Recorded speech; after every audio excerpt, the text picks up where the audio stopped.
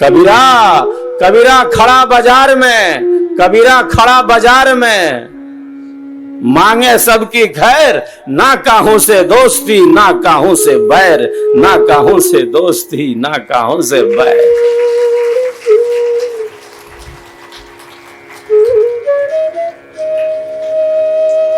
घृणा को घृणा से नहीं कम किया जा सकता, घृणा को घृणा से कम नहीं किया जा सकता।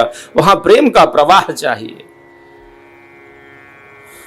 प्रेम का स्थान किसने ले लिया? अहंकार ने ले लिया। अहंकार जीवन के पतन का कारण है। निराभिमानी सरल स्नेह युक्त जीवन ही अध्यात्म के ऊंचे पथ पर ले जाता है। यह तो घर है प्रेम का, यह तो घर है प्रेम का, खाला का घर नाही, शीश उतारे भूई धरे, तब बैठो घर माही, तब बैठो घर माँ।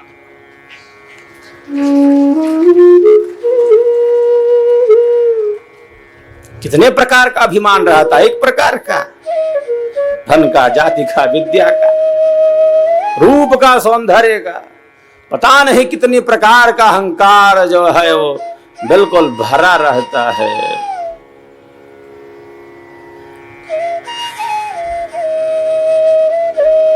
जहां अहंकार है वहां जीवन की सहजता नहीं है, सरलता नहीं है, स्वाभाविकता नहीं है, वास्तविकता नहीं है, वस्तु का वास्तविक प्रत्यक्ष नहीं है, क्योंकि वहां अंधकार है और वस्तु का प्रत्यक्ष नहीं है।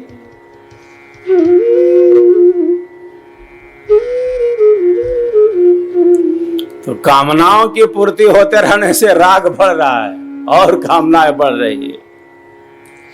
यज्ञ में आहुति दे रहे हैं, स्वाहा बोल रहे हैं, घी की आहुति अग्नि में डाल रहे, अग्नि की ज्वाला और प्रज्वलित हो रही।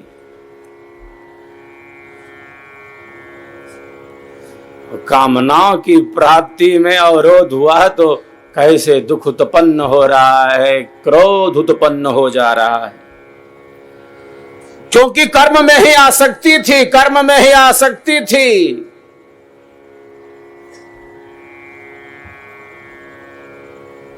बीज ही ऐसा है तो वृक्ष कैसा हो? आसक्ति थी। ध्यायतो विषयान् पुंसः संगस्ते सुपजायते, संगात् संजायते कामः, कामात् क्रोधो विजायते, क्रोधात् भवति सम्मोहः, सम्मोहात् स्मृति विभ्रमः, स्मृति भ्रंशात् बुद्धिनाशो, बुद्धिनाशात् प्रणश्यति।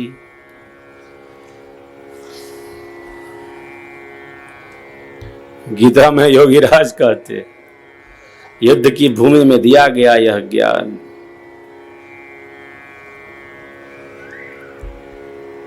भारत इसलिए भी विश्व गुरु है। जब दो सेनाएं एक दूसरे से युद्ध के लिए तत्पर हों, ऐसी स्थिति में यहां ब्रह्म विद्या का ज्ञान दिया जाता है, मन की शांति का उपदेश किया जाता है।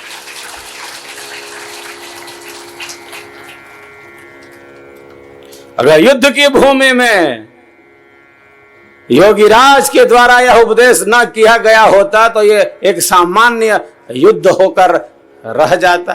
दो भाइयों का, मेरा तेरा, तुम्हारा इसका उसका, नहीं दूंगा ले लूंगा, कोर्ट में देखूंगा। जो युद्ध था, जो युद्ध है, जो चलता रहेगा, एक सामान्य युद्ध बनकर रह जाता। अगर युद्ध के मैदान में योगीराज के द्वारा यह विमल उपदेश न दिया गया होता तो एक समान युद्ध बनकर रह जाता।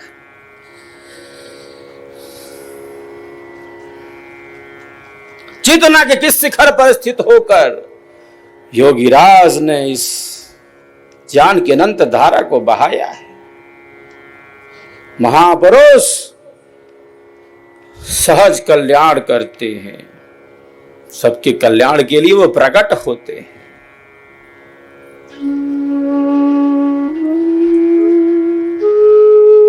बाहर का अंधेरा सूर्य दूर कर देता है। बाहर का अंधेरा, सूर्य के प्रकाश से बाहर की सब वस्तुएं प्रत्यक्ष हो जाती हैं।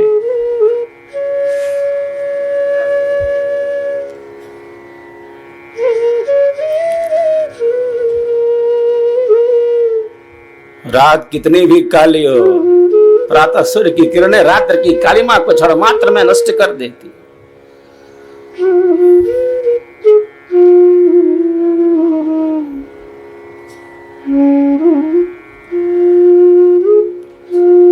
ये सूर्य बाहर का अंधेरा दूर करता है। जो महापुरुष होते हैं, जो सद्गुरु होते हैं, मनुष्य के मन में जो अंधेरा है उसको दूर करते हैं, उसको दूर करते हैं।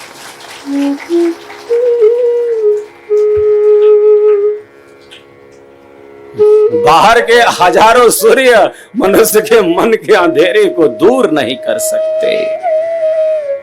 हजारों हजार सूर्य भीतर के अंधेरे को नष्ट नहीं कर सकते। भीतर का जो अंधेरा है वह तो आध्यात्मिक सूर्य नष्ट करता है। महाजनो ये न गतः स पंथः। कहां का मार्ग देखा है, न इधर का न उधर का। जिसने देखा उस परम सत्य का साक्षात किया, उसी पथ पर अपने जीवन को गतिमान बनाना, भारतीय संस्कृति की मूल परंपराओं में स्थित हो जाना, वेदों के पथ पर चलना, उपनिषदों के पथ पर, साहेब के पथ पर, स्वरवेद के पथ पर, सेवा सत्संग और साधना यज्ञ के पथ पर जो चल पड़ता है अपने जीवन के लक्ष्य को सिद्ध कर लेता है, अपने जीवन के लक्ष्य को सिद्ध कर लेता है।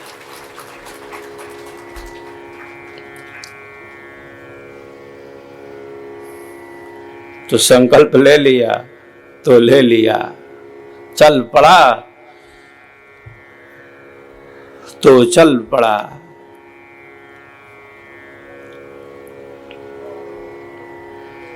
यह पथ ही आनंद का है, शांति का है यह पथ, सहजता का यह पथ है।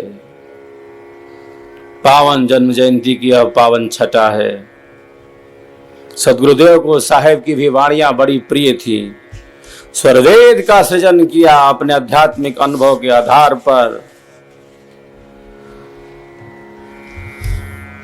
साहेब की साहेबी को वास्तविक रूप से प्रकट किया। एक तरफ जहां वेदों के मंत्र हैं, स्वरवेद की बहती अनंत ज्ञान की धारा है, तो साहेब की साहबी है। यहां कोई विरोध नहीं है। जो सत्य है वो सत्य है। महापुरुषों का जो अनुभव है वो अनुभव है, और हमारे देश की ऋषि परंपरा ने जो सहज रूप से प्रकट किया है। एक तरफ जहां वेदों के मंत्र गूंजते हैं, वैदिक युग ही जीवंत हो उठता है मंत्रोच्चारण से, सूक्ष्म तरंगे वातावरण स्पंदित होती है। ऋषियों का अनुभव इन मंत्रों में सहज प्रकट है। स्वरवेद के स्वर स्वर में समाधि जन्य अनुभव है। साक्षात किरधर्मा ऋषि की वाणी है, ब्रह्मवाणी है। उसी प्रकार साहेब की साहबी है। एक एक शब्द जैसे अंधेरे को दूर करने वाला शब्द ब्रह्म, हमारे अज्ञान को नष्ट करने वाला। महापुरुषों का बताया वह रास्ता ही कल्याणकारी है, वही पथ है जिस पर वो चले हैं और चलकर अनंत का अनुभव किया है। कैसी दिव्य स्थिति है साधक की, उसकी चेतना का कितना दिव्य विकास हुआ है। कोई मनोविकार उसे छू नहीं सकता।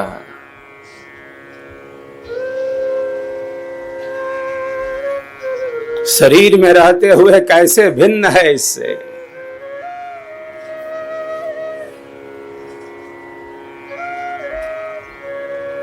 संसार में है और संसार उसमें नहीं है, दुनिया में है उसके अंदर दुनिया नहीं है, घर में है परिवार में है, भिन्न है इससे कैसे।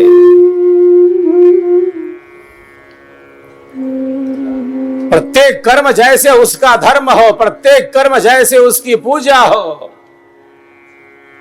शयन उसका दंडवत हो प्रभु को। हर क्षण हर पल कैसे उसमें स्थित है वो। चेतना का ऐसा विकास,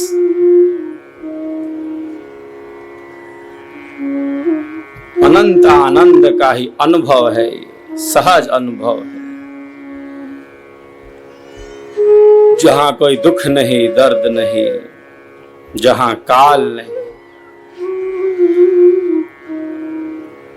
ऐसा दिव्य अनुभव है।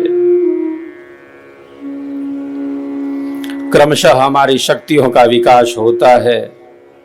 सद्गुरुदेव की पावन जन्म जयंती के अवसर पर हम पुनः संकल्पवान हो रहे हैं, बारंबार अपने श्रेष्ठ संकल्पों की पुनरावृत्ति कर रहे हैं।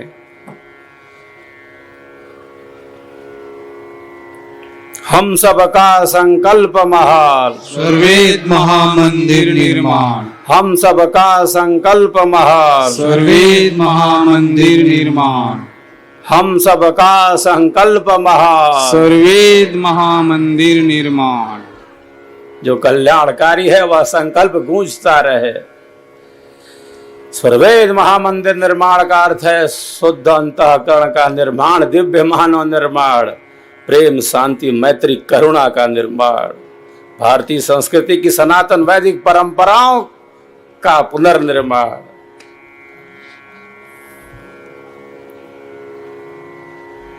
श्रेष्ठ संकल्पों की पुनरावृत्ति। सद्गुरुदेव की पावन जन्म जयंती के पावन अवसर पर सद्गुरु सत्ता के चरणों में बारंबार हम सब नमन करते हैं। स्वरवेद को जन जन तक ले जाने का संकल्प लेते हैं। दिए से दिया जलाएं, दिए से दिया जलाएं, चलो चलो दीप वहां जलाएं, चलो चलो दीप वहां जलाएं, जहां अभी अंधेरा है, जहां अभी अंधेरा है। स्वरवेद की स्थापना ऋषित्व की स्थापना है। घर घर तक, जन जन तक, मन मन तक सद्गुरुदेव का यह स्वरवेद पहुंचे, ये हमारा कर्तव्य है, ये हमारा दायित्व है।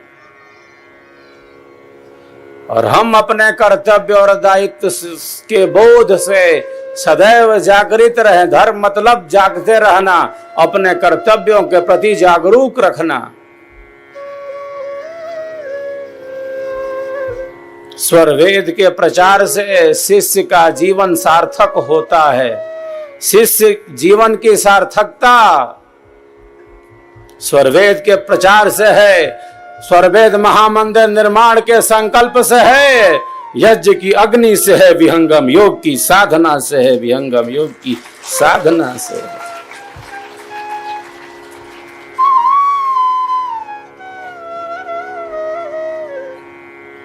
जन जन तक यह स्वर पहुंचे, यह संदेश पहुंचे।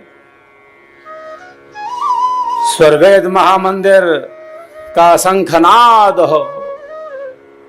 आप सबों के सहयोग से, संपूर्ण संत समाज के सहयोग से स्वरवेद महामंदिर सजता संवरता निखरता जा रहा है।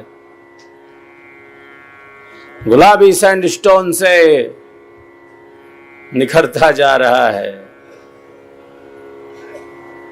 बाहर से भव्य और भीतर से दिव्य बनता जा रहा है। ये भव्य भी है और भव्य ही नहीं, दिव्य भी है। आप सबों के सहयोग से, संपूर्ण संत समाज के सहयोग से, अनेक नए जिज्ञासुओं की सेवा भावना से यह गुरुतर कार्य, ईश्वरी कार्य गतिमान है, पूर्णता की तरफ बढ़ता जा रहा है।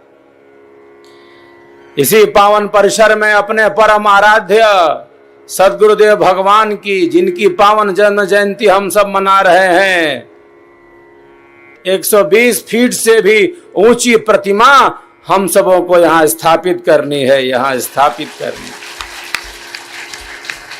स्वर्वेद महामंदिर की ऊंचाइयों वाली यह दिव्य भव्य प्रतिमा सद्गुरुदेव की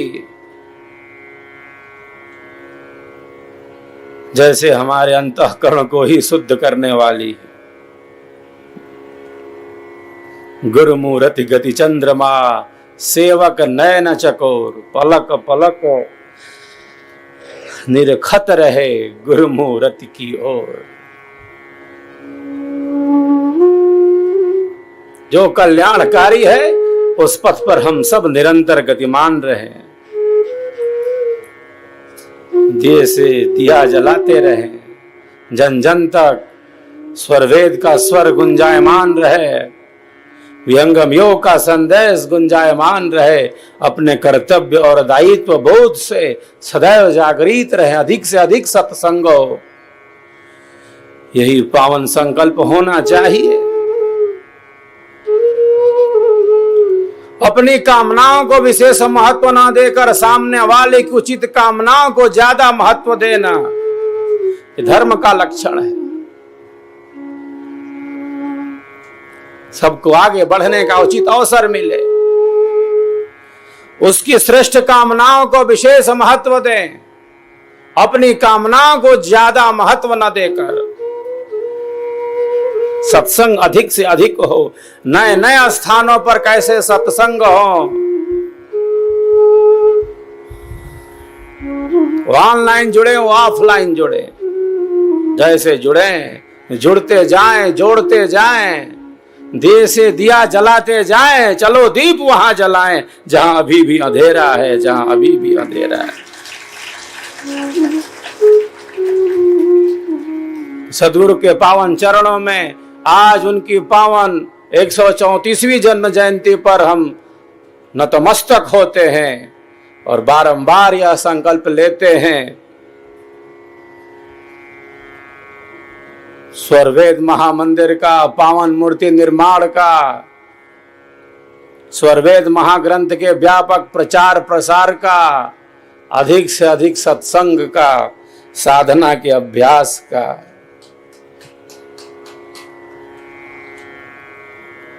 सेवा सद्गुरु हरि भजन और सत्संग विचार, सेवा सद्गुरु हरि भजन और सत्संग विचार, यह संयम नित्य कीजिए, यह संयम नित्य कीजिए, तीन सार संसार, तीन सार संसार।